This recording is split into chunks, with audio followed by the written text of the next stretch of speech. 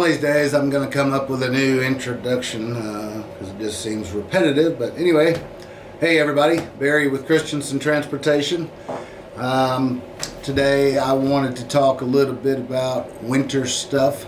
It comes to mind, and it came to mind last week as I was traveling on the roads, and a semi comes by and he's got about 2 feet of 1-inch ice hanging off the back 8 feet of the trailer, and a section comes off and cracks my windshield, and I thought, man, I should really clean that off. And that's on the trucking company. There was a local one here in Springfield this week with a sheriff's department vehicle coming under a bridge, and a 10-foot section came down, and crunched the roof, crunched the windshield in on him. Pretty scary stuff. So I just wanted to reiterate,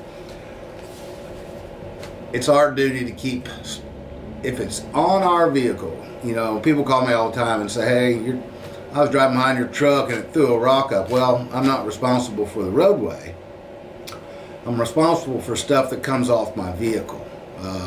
If I'm driving a flatbed trailer and something falls off it, I'm responsible. If I'm driving this with the ice on it and it causes a problem, I'm responsible. So, you know, let's be smart about picking up in wintry weather.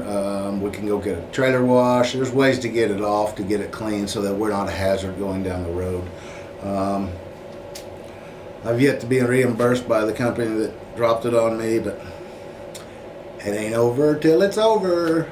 So keep the trucks clean, keep the ice off, keep the snow off. You know, be respectful for other motorists.